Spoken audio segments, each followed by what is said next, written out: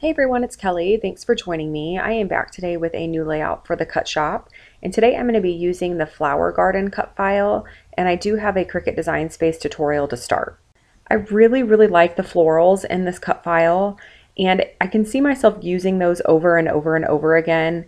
And usually what I'll do when I have a cut file, if it has 5 or 6 images in it, I'll just slice apart the cut file as I'm using it. But because this is something that I know that I will turn to over and over again, I want to upload it just so the florals are all by themselves, so that way there isn't any work when I'm ready to use it.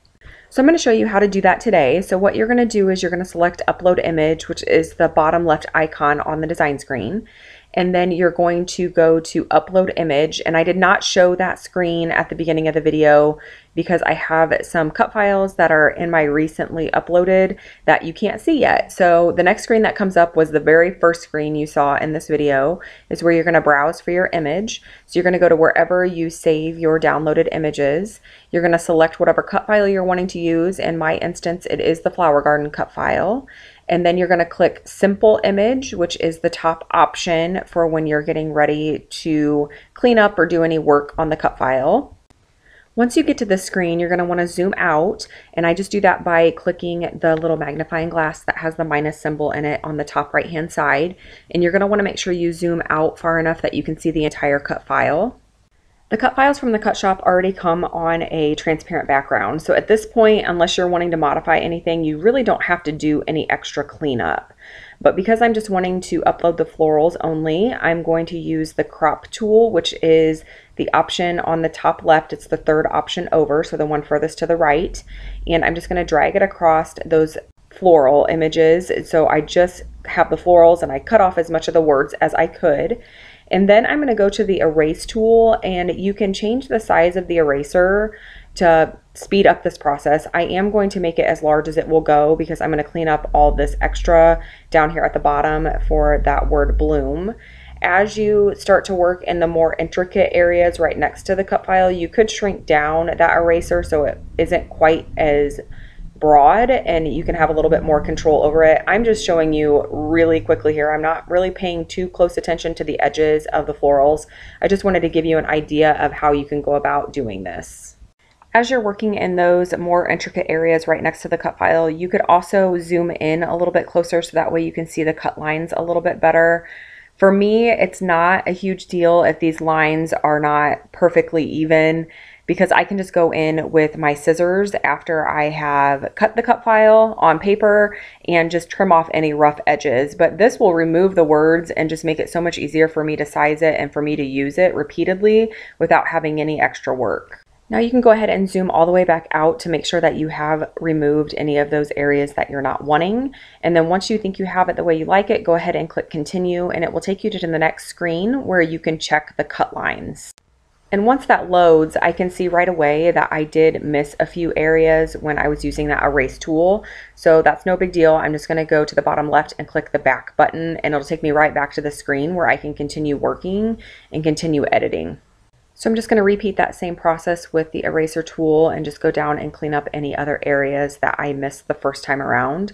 Once I have it cleaned up the rest of the way, I'm going to go ahead and click Continue again, and then I am going to check the cut lines again to make sure that everything is cleaned up the way that I want it. Now I have already uploaded this cut file with the original title, The Bloom and Grow, so I do want to change the title of this to Flower Garden Flowers Only. And then I am going to add some tags, which I wish that I would have started doing that from the very beginning. My cut file library is so large now that I find it tricky to find the things that I'm wanting to use, so I make sure that I add tags to all of the cut files that I upload now. You also want to make sure that you save it as a cut image and not a print and cut. It will default to print and cut, so make sure you click on the graphic on the right hand side and then click Save. Then all you have to do is bring it into the design screen, size it to the size that you're wanting, and hit the Make It button and cut it on whatever paper you choose. Now, I do want to stress that I really do like the cut file the way it originally comes with the Bloom and Grow cut file. It can be used for so many things: spring photos, photos of your kids showing how they're growing, school photos. It would be super cute to use for school photos. But I love using florals on all of my projects, whether it's cards or scrapbook pages or anything like that. So I just did this extra step so that way it would be easier to use the next time that I want to just have a big group of floral clusters to put on a scrapbook page or a card or whatever project I happen to be working on. Now, this layout takes about 50 different turns before it actually gets to what it ends up being. And I didn't want to edit out that entire part, but I have sped this up quite a bit because this doesn't end up making it on to the layout at the very end. This is another cut file from the Cut Shop. This is the full circle cut file, and I plan on using something similar on a future layout. So I did not show the Cricut tutorial for this part of the layout since it doesn't end up making it on the end result. But I originally thought that I was going to use that cut file and then just use those florals to embellish the page. So as I mentioned, this part is really sped up because it doesn't end up making it. So I backed the cut file, the floral cut file, with a blue polka dot pattern paper from the Patio Party collection, which is from Jen Hadfield. And I'm trying to figure out what I want to back that circle cut file with. I originally had a dark brown pattern paper behind there, but I didn't really like how it looked once I got the mixed media and got the picture and everything positioned on there. I auditioned a couple other pattern papers, but didn't really like those either. Then I move on to this yellow cardstock, and it's getting better, but it's still not really what I'm wanting. And I do work with it for a little while, just trying to figure out how I'm going to make it work. But I end up shutting off the camera and just going through that Patio Party collection, just trying to find something a little bit different, and my design takes a completely different turn. So after looking through the pattern papers in that collection, I came across this really small grid pattern paper, and it is a green grid design, and I really liked it. I thought it would work well as a background. So I'm going to bring back in some embellishments from that Patio Party collection, and I do use some of the stickers and then also some of the die cuts. And I'm just trying to fill in those areas. I'm just trying to get the colors balanced the way that I want. I do end up using those balloons on this layout, and this layout has nothing to do with a party, really. It's just us sitting out on our patio one summer night, just eating dinner. But I really liked the photo. It has both my husband and my son, and then it also has our 3 Shih Tzus in the picture. And as I've mentioned before, if you've watched previous videos, we did lose 2 of our Shih Tzus very suddenly, and they are like our kids. So any photos that I have of them are very, very special to me. And this one made me laugh because Lucy, if you look really close at the photo, Lucy was our female Shih Tzu. She was a scavenger. She loved when Aiden would drop any type of food anywhere. And she is in the photo, but all you can really see are her legs because she is underneath the table right next to Aiden, waiting for him to drop something. So when I came across this photo, it made me laugh because it reminded me of her funny personality. So I wanted to go ahead and get this photo scrapbooked. Now, I was unsure on whether or not I wanted to add any mixed media to this background. I am much more hesitant to add mixed media to pattern papers than I am white cardstock, and I think that's just because I have an almost unlimited amount of white cardstock in my stash, whereas these pattern papers, sometimes I only have one of them. So if I mess it up, I don't really have a backup. So I decided to go ahead and go for it. At first, I didn't want to add any gesso to the background because the pink that I'm using was a little bit brighter than the pink in the collection. So I thought if I didn't add the gesso, that maybe the paper would absorb some of that color and help lighten it up a little bit. But it just made almost like a wet blob on the paper. You could just see where the paper was wet. You couldn't really see the color. I don't know if that makes much sense, but it was just absorbing all the moisture and just making a wet puddle on the background. So once I got that first part put down, I decided that I did need to add some gesso, and I just had a paper towel close by.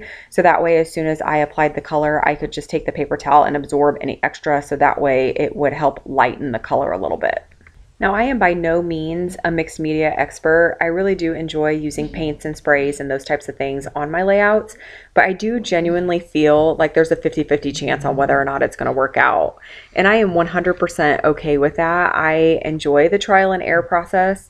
I did recently purchase an art journal, and I have been practicing in that, and that has helped some. I am practicing different color combinations and trying different mediums together to see how they blend, and I've been having a lot of fun with it. I haven't worked in it lately. I started it as the 100-day project and fell off that wagon very, very quickly. I don't know if any of you have participated in that. If you have, let me know in the comments below and let me know how it went for you, because I lasted about a week and then really fell off course. And part of that, I think it was when the 100-day project started, it was during a week that I had off work. So I had lots of extra time to play in the art journal. And then once I went back to work, it was just a real struggle getting that out every day to play and practice in it.